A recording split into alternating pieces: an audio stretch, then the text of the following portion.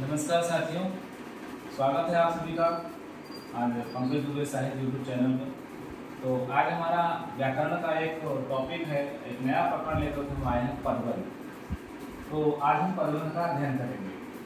तो इसकी परिभाषा है दो या दो से अधिक पद मिलकर जब एक ही व्याकरणिक इकाई का कार्य करते हैं तो उसे हम पदबंध कहते हैं। अब पदबंध पढ़ने के पहले मुझे थोड़ा सा समझाना या समझना होगा कि ये पद होता क्या है। तो दो या दो से अधिक शब्दों का वर्डों का जो मेल होता है उसे शब्द कहते हैं, और वही शब्द दो या दो से अधिक मिलकर के जब एक वाक्य की रचना करते हैं तो उसे हम पद कहते हैं। जैसे राम चला गया, यहाँ पर तीन शब्द है, राम चला गया, लेकिन जब ये तीनों मिलकर के एक वाक्य बना रहे हैं, वो भी व्याकरणिक इकाई व्याकरण के नियमों में बंधकर संरचना करते हैं, तो ये पद कहलाते हैं। और जब ये एक साथ मिलकर के कोई वाक्य बना रहे हैं तो ये पदबंध हो गए। तो ये तीन पद मिलकर के एक वाक्य बनाए तो यहाँ कहा जाएगा कि हाँ, मुख्य विषय यहाँ पर राम था। इसी प्रकार से ये पदबंध है, जहाँ पर कई पद जो है मिलकर के व्याकरणिक इकाई का काम करे वो पद बंध जाते हैं। जैसे बहुत बोलने वाला लड़का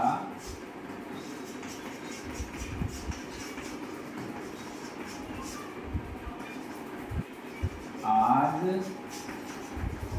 नहीं आया। मैं आपको बताना चाहता हूं कि बहुत बोलने वाला लड़का आज नहीं आया, इसका मुख्य विषय जो है, मुख्य पद क्या है, लड़का है, बाकी क्या है, आश्रित है।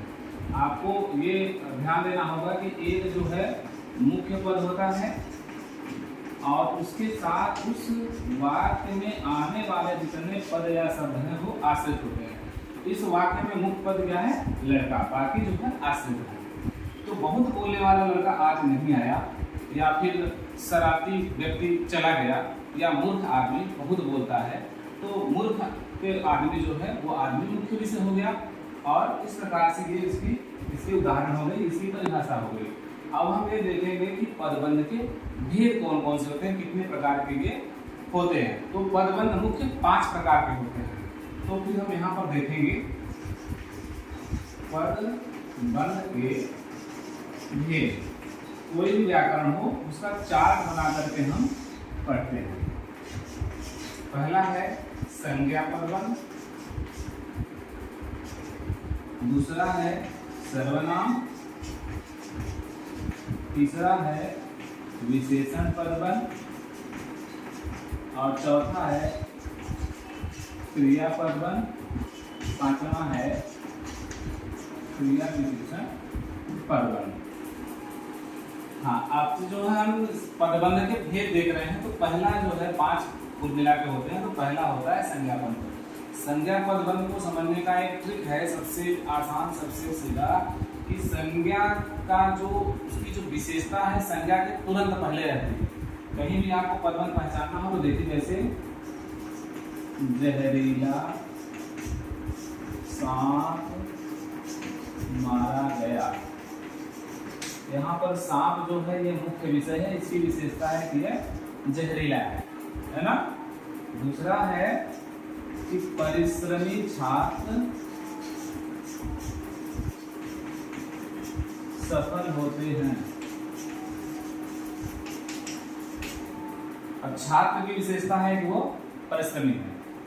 ठीक। तीसरा है, एक उदाहरण और आपको दिखा दूं कि जयपुर से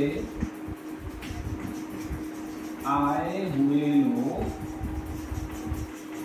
बनारस गए। अब यहाँ पर कौन से प्रश्न बन सकता है, ये देखिए, कौन शब्द से हम जो है इस वाक्य में पहचान सकते हैं। कौन लोग आए हैं, कहाँ से आए हैं, जयपुर से। यहाँ कौन या कहाँ का प्रश्न बन सकता है। कौन छात्र, परिश्रमी छात्र। कौन मारा गया, जहरीला सांप मारा गया। तो इस तरह से जो है संज्ञा के पहले जो है हमेशा आपको उसकी विशेषता देखने को मिलेगी, इसे पहचान जाएगा संज्ञा पदबंध। अगला है सर्वनाम। सर्वनाम पदबंध ठीक इसी की तरह से यह भी है। सर्वनाम शब्द हमेशा बीच में पाए जाते हैं। और यहाँ पर पहला शब्द ही उसकी विशेषता बताता था। इसमें जो है 2 या 2 से अधिक पद लगभग मिल करके जो है सर्वनाम की विशेषता बताएंगे। जैसे उदाहरण में बता रहा हूँ, जैसे रात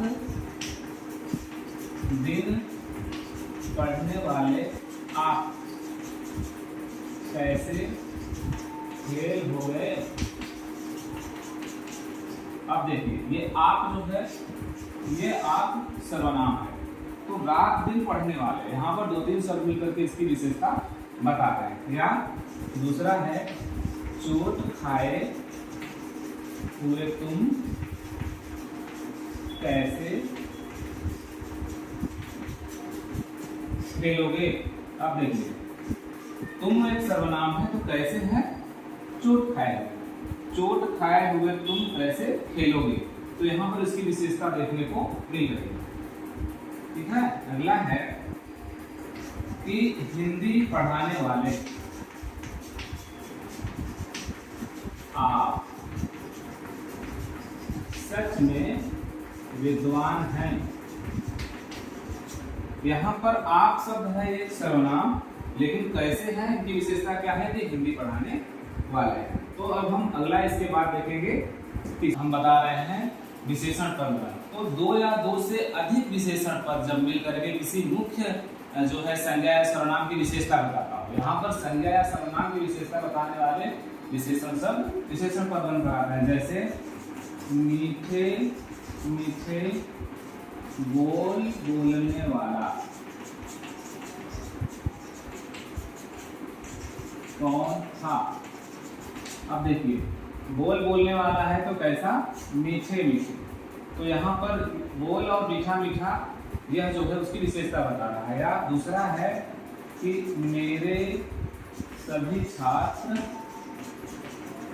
ईमानदार व परिश्रमी हैं।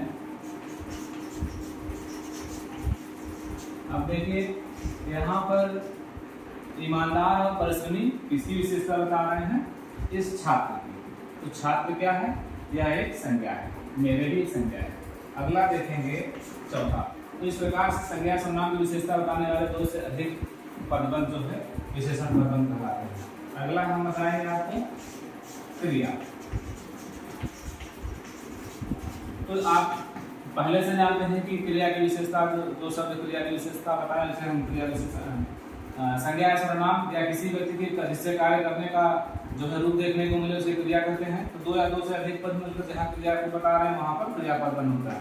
जैसे रंजक क्रिया, 2-3 क्रियाएं एक साथ जहाँ देखने को मिले, जैसे राम गाते हुए जा रहा है।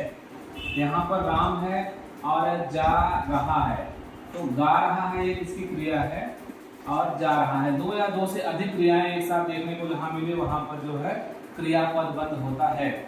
दूसरा आप देख सकते हैं, जैसे राम टीवी देखकर सो गया। तो राम यहाँ पर टीवी देखा, देखना, सोना, जाना, 3 क्रियाएं एक साथ हैं, इसलिए यहाँ पर क्रियापद बंद होगा। आखिरी है आपका क्रिया विशेषण पदबंध। तो जो पदबंध या जो पद क्रिया की विशेषता को बताए तो उसे हम क्रिया विशेषण पदबंध कहते हैं। जैसे कुछ लोग सोते सोते चलते हैं। चलना एक क्रिया है, लेकिन कैसे चलते हैं, सोते सोते चलते। दूसरा, यह कार्य शनैः शनैः मतलब धीरे धीरे हो जाएगा। तो यहाँ पर यह कार्य शनैः शनैः हो जाएगा, तो होना एक क्रिया है, लेकिन कैसे होगा, धीरे धीरे होगा, शनैः शनैः होगा। तो ये सब जो है क्रिया विशेषण पदबंध का एक प्रमुख उदाहरण दिखाई दे रहा है। इसमें ध्यान देने की बात है, 2 या 2 से अधिक पद मिलकर के जब व्याकरण वे इकाई का कार्य करते हैं तो उसे हम पदबंध करते हैं। ये 5 प्रकार के होते हैं। संज्ञा की विशेषता जो पहले बताते वहाँ पर संज्ञा होता है, और जहाँ पर 2-3 पद मिलकर के सर्वनाम की विशेषता होता है वो संज्ञा, और जो संज्ञा सर्वनाम की विशेषता बताए वो विशेषण, और जहाँ 2-3 पद मिल करके विशेषण को जो है किसी संज्ञा की विशेषता बताए उसे विशेषण पदवन, और जहाँ पर 2 या 2 से अधिक क्रिया विशेषण एक ही मुख्य जो है पद का कार्य करे उसे हम क्रिया विशेषण पदवन कहते हैं। तो इस प्रकार मुझे उम्मीद है कि ये टॉपिक समझ में हो गया होगा आपको। इसके बाद हम नेक्स्ट वीडियो में फिर से मिलते हैं, तब तक के लिए धन्यवाद।